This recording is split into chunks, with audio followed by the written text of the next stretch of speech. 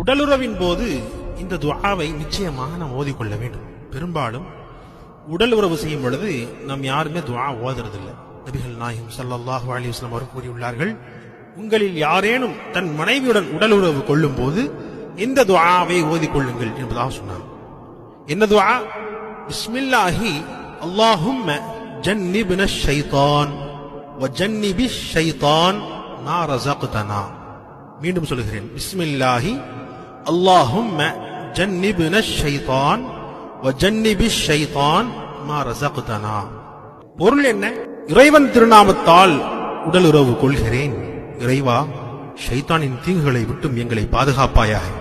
நீ எங்களுக்கு வழங்கும் சந்ததிகளையும் ஷைத்தானை விட்டும் பாதுகாப்பாயாக என்ற இந்த துஆவை நாம் ஓதிக்கொள்ள வேண்டும். பிஸ்மில்லாஹி அல்லாஹும்ம ஜன்னிப்ன ஷைத்தான் வ ஜன்னிபிஷ் ஷைத்தான் மா ரஸக்தனா.